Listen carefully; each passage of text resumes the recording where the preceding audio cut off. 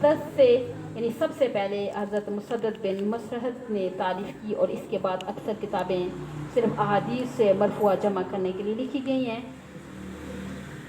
इसको देखें कि इमाम तिरमिज़ी रहमतुल्लाह ताला का तरीका ये है कि वो कोशिश करते हैं ना कि अल्फाज सही हों। हदीस में अब तर्जुमा बना दिया जाए, यानी कि इस बाब में ऐसा ही किया जाएगा कि अलबत्ता जहाँ ऐसा मुमकिन नहीं होता कि वहाँ अपने अल्फाज में तर्जुमा कायम करते हैं। इमाम तिरमिज़ी रहमतुल्लाह ताला ने तराजम तमाम से हैसियत में सबसे ज़्यादा सही हैं कौल हद्दसना। इसको पढ़ने का तरीका यह है कि इससे पहले भी कौला पढ़ा जाता है जो बिसनद अल-मुत्तसिल मिन इलल इमाम तिरमिज़ी शो कौला का मुखफ़िफ़ है, और बेहतर तरीका यही है कि दर्स की इब्तदा में एक मरतबा बिसनद अल-मुत्तसिल मिन इलल इमाम तिरमिज़ी जो अल-हाफ़िज़ इब्न ईसा कौला बिही पूरी इबारत पढ़ी जाए। इसके बाद हर हदीस में व बिही कौला पर इत्तिफ़ाक़ किया जाए। इसकी समझ आई है जी। जब आप हदीस शुरू करेंगे इसी तरीके से पढ़ेंगे। अब ये अल्फाज इसलिए बढ़ाए जाते हैं ताकि हदीस में किसी गलत बयानी का शायबा भी बाकी ना रहे। यहाँ दूसरी बात ये याद रखनी चाहिए कि अहादीस की आसानी में अमूमन मसन की इब्तदाई 2-3 रावियों तक हद्दसना और अखबराना के सीगे आते हैं, और इसके बाद ऊपर के रावियों ने अमूमन यानी कि अना का तरीका अख्तियार किया होता है। अज़र शाह साहब ने इसकी वजह ये बयान फरमाई है कि असल में मुतक़द्दमीन में तदलीस का रवाज कम था और मुतअख़िरीन में ज़्यादा हो गया, और हाफ़िज़ इब्न हिजर रहमतुल्लाह ताला ने ताबिईन के दौर के मुदल्लिसीन का तज़किरा किया है और उनकी तादाद भी यानी कि 35 से ज़्यादा नहीं है। और इसके बरखिलाफ़ नीचे के रावियों में यानी कि आती हैं उनकी तादाद भी 100 से ज़्यादा आती है, और बाद में जो मुदल्लिसीन का शुमार बहुत मुश्किल है। और बहरहाल चूँकि मुतक़द्दमीन में तदलीस कम थी इसलिए अना के मुश्तबा नज़रों से नहीं देखा जाता था, और बाद में चूँकि उसका रवाज बढ़ गया था इसलिए तहदीस और अखबार की सरी सीगों की ज़रूरत पेश आ गई थी।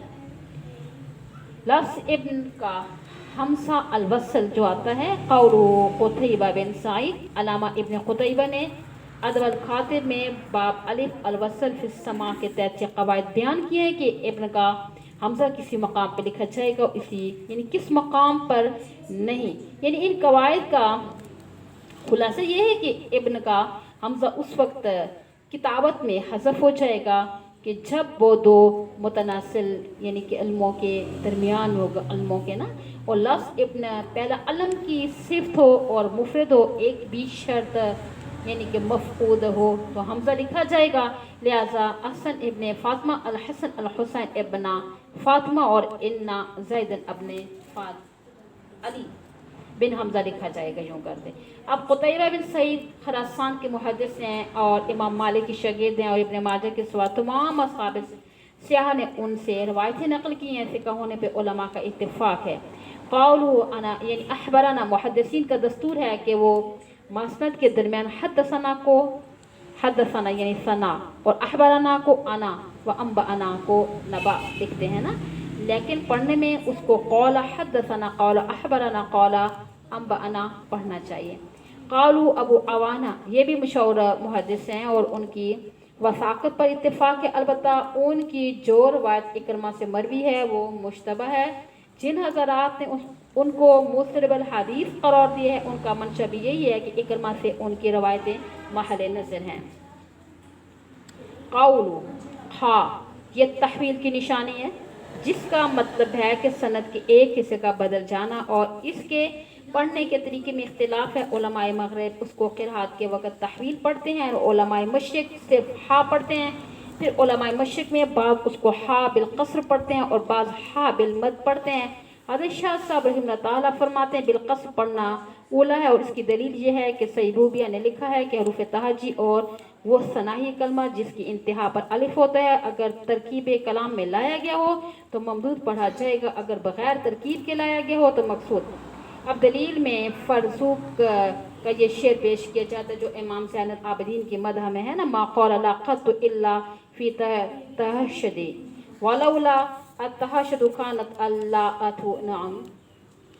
तहवील की 2 किस्में, एक यह कि मौलफ़ किताब से 2 मसनदें अलग अलग चलें और आगे जाके किसी एक रावी पर जमा हो जाएं, जिस रावी पे इज्तिमा हो उसका मदार असनाद या महरज असनाद कहा जाता है। जैसे यहाँ पे कुतैबा और हन्ना दोनों अलग अलग सनते हैं ना, और एक इब्न हर्ब पर जमा हुई हैं और लिहाजा वो मदार असनाद हैं। दूसरी किस्म में है मुसन्नफ से सनद एक चले लेकिन आगे चल के रास्ते मुख्तलिफ हो जाएँ। सियासत में तहवील की दूसरी किस्म बहुत शाज़ और नादिर है, अलबत्ता पहली किस्म बकसरत आती है। तो यहाँ ये भी याद रखना चाहिए कि मुहद्दिसीन का आम दस्तूर ये है कि तहवील की सूरत में मतन और इस सनद का जिक्र करते हैं कि जो आली हो, यानी जिसमें वास्ता कम हो। बहरहाल जहाँ कुतैबा की सनद आली है, इसीलिए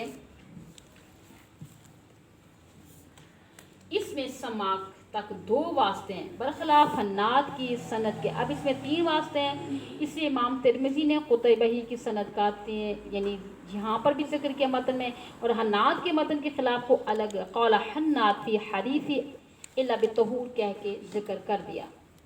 कौला व हद्दसना हन्नाद, ये इब्न अस्सरी हैं, कोफा के मशहूर मुहद्दिस हैं, सारी उम्र ना शादी की है और ना बांधी रखी है, इसलिए राहिब अल कोफा के लक़ब से मशहूर है। इमाम बुखारी रहमतुल्लाह तआला के सिवा तमाम अस्हाबे सिहा ने उनकी रवायतें नकल की हैं। कौल वकी इब्न जर्राह, ये अपने ज़माने के इल्म और हफ़्ज़ मुहद्दिसीन में से हैं और इमाम अबू हनीफा के शागिर्द इमाम शाफी के उस्ताद हैं। क्लीन अप तो नहीं हो रहा, चेक करती रहें, ठीक है जी। कौल अन इसराइल, ये इसराइल बिन यूनुस हैं जो मशहूर मुहद्दिस हैं, अबू इस्हाक़ सबीई के पोते हैं। ये मुहद्दिस होने के साथ साथ जरा और तादील के भी इमाम हैं और बाद लोगों ने उनकी वसाक़त में कलाम किया, लेकिन मुहक्किकीन के नज़दीक उसका कुछ एतबार नहीं। कौली मसअब बिन साद अजला ताबईन में से हैं और बित्तफ़ाक़ फ़िक़्ह हैं। कौली ला तक़बल कबूल 2 माना है, यानी कि मुसामिल होते हैं, एक कबूल असाबत और दूसरा कबूल अजाबत। अब इस माना के लिहाज से ये सेद का मुतरादिफ है और इसका नतीजा दुनियावी एतबार से फ़राग़ अस्सिमा है, और कबूल अजाबत का मतलब है वक़ू अश्शैफ़ी, यानी ये मतलब ये हो गया इसका नतीजा आखिरत का सवाब है। सुब्हानल्लाह व तआला। कुरान व हदीस से लफ्ज़ कबूल दोनों माना में इस्तेमाल हुआ है। मसलन हदीस मारूफ ला युक़बलु सलात हाइज़ल बिहमार, अबू दाऊद जिल्द 1 सफ़ा 94, किताब अस्सलात बाबुल मिरआत तो सल्ली बिग़ैर हमार में कबूल असाबत मुराद है। दूसरी तरफ मिन शरबल हमर लम तुक़बल मिस्सलात 40 सबाहा, तिरमिज़ी शरीफ, अबाबुल अशरबा बाबु मा जा फ़ी शारिबिल ख़ामर औ कमा क़ाला सल्लल्लाहु अलैहि वसल्लम, कबूल अजाबत मुराद है। इस पर इख्तिलाफ़ है लफ्ज़ कबूल के हकीकी माना क्या है कि हाफ़िज़ इब्न हजर फरमाते हैं कि लफ्ज़ कबूल अजाबत के माना में हकीकत है और असाबत के माना में मजाज है, लेकिन अल्लामा उस्मान ने फरमाया कि उसको असाबत के माना में हकीकत और अजाबत के माना में मजाज करार दिया है। फिर काबिल गौर बात यह है कि इस हदीस में कबूल से कौन सा माना मुराद दिया जाएगा। अल्लामा तक़ीउद्दीन इब्न दक़ीक़ अल-ईद ने फरमाया कि यह लफ्ज़ हकीकत दोनों माना में मुश्तरक हुआ है और किसी एक माना का कोई करीना नहीं है, लिहाजा हमें इस हदीस की तशरीह में तवक़्क़ुफ़ करना चाहिए। लेकिन जमहूर के नज़दीक यहाँ कबूल असाबत मुराद है। इस सूरत में अल्लामा उस्मान रहमतुल्लाह तआला के कौल पे कभी इश्काल नहीं है, इसलिए कि उनके नज़दीक में इस लफ्ज़ की हकीकी माना है। अलबत्ता हाफ़िज़ इब्न हजर के कौल पर इश्काल हो सकता है कि माना हकीकी को क्यों छोड़ा गया है, तो इसका जवाब यह है कि यहाँ एक करीना की वजह से यानी माना हकीकी को छोड़ दिया गया। वो करीना तमाम उम्मत का इस बात पर इजमा है कि नमाज बग़ैर तहारत के सही और मुअतबर नहीं होती, लेकिन इमाम तिरमिज़ी के सनई से ऐसा मालूम होता है कि वो यहाँ कबूल से कबूल अजाबत मुराद देते हैं, क्योंकि जहाँ तक कबूल असाबत का ताल्लुक़ है उन्होंने उसके तहारत पर मौकूफ़ होने के लिए एक अलग बाब मिफ्ताहत सलात अत्तहूर के नाम से कायम किया है। ज़ाहिर है कि यहाँ असाबत सलात ही मुराद है। अब अगर हदीस बाब में भी उनके नज़दीक कबूल असाबत मुराद होता तो वो मुकर्रर अब बाब कायम न करते। बहरहाल जमहूर के नज़दीक कबूल असाबत मुराद है। कौलुहुस्सलात ये नकरा तहत नफ़ी है, लिहाजा अमूम का फ़ायदा दे रहा है। और शाह साहब ने फरमाई ये जुमला मामे रजुल फिद्दार की क़ुव्वत के हैं, लिहाजा इसका मतलब ये है कि कोई नमाज खवा किसी किस्म की हो बग़ैर तहारत के सही नहीं होती। इसी ये हदीस जमहूर और हनफिया की दलील है। इमाम मालिक रहमतुल्लाह तआला से एक रवायत में है कि वो तहारत के बग़ैर भी सकूत ज़िम्मा के قول البتہ نماز واجب الاعادہ رہتی ہے، لیکن در حقیقت ان کا یہ قول طہارت عقیقہ کے بارے میں ہے، نہ کہ طہارت حکیمیہ کے بارے میں۔ اس سے معلوم ہوا کہ نماز کے لیے طہارت حکمیشہ بے اجماع امت شرط ہے، بصورت یہ حدیث ان کے خلاف حجت ہے۔ البتہ نماز جنازہ سجدہ تلاوت کے بارے میں اختلاف ہے۔ امام ابن جریر طبری رحمہ اللہ تعالیٰ، عامر شعبی اور ابن علیشہ کا مسلک ہے کہ نماز جنازہ بغیر وضو کے درست ہو سکتی ہے۔ یہ مسلک امام بخاری کی طرف سے بھی منسوب ہے، لیکن یہ نسبت درست نہیں ہے۔ در حقیقت لوگوں کو مغالطہ اس بات پر لگا ہوا کہ امام بخاری نے نماز جنازہ کے بارے میں ایک جگہ یہ لکھا ہے کہ انما اعود آہ کا سائر الادعیہ، کہ اس سے لوگوں کو یہ غلط فہمی ہوئی ہے کہ دوسری دعاؤں کے ساتھ، یعنی دعاؤں کی طرح نماز جنازہ بھی بغیر وضو ادا کی جا سکتی ہے۔ حالانکہ امام بخاری کا یہ منشا نہیں تھا، لیکن نماز جنازہ کی حقیقت بتلانا مقصود تھا۔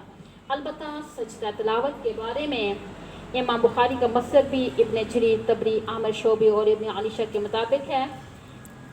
تو یعنی یہ حضرات سجدہ تلاوت کے لیے طہارت کی شرط نہیں کہتے، ان کا استدلال صحیح بخاری میں ہے اور حضرت ابن عمر رضی اللہ تعالیٰ کے ایک اثر سے جو تعلیقاً روایت کیا گیا ہے، جس میں یہ الفاظ ہیں کہ سجد علی غیر وضو، لیکن اس کا جواب یہ ہے کہ بخاری کے اصیلی کے نسخے میں سجد علی غیر وضو کی بجائے سجد علی وضو وارد ہوا ہے، جو جمہور کے مسلک پر صریح ہے، اور اس کے علاوہ حدیث باب میں بھی جمہور کی دلیل ہے، کیونکہ سجدہ تلاوت بھی ایک طرح کی نماز ہے، جس کی دلیل ہے کہ قرآن حکیم میں سجود و بول کو یعنی کہ پوری نماز مراد دی گئی ہے، یعنی کہ سجود بول کے پوری نماز دی جاتی ہے۔ مثلا وَمِنَ اللَّيْلِ فَاسْجُدْ، جیسے آتا ہے کہ قرآن حکیم میں سجود بول کر نا پوری نماز مراد دی گئی ہے، اسی طرح آئے گا کہ آگے آتا ہے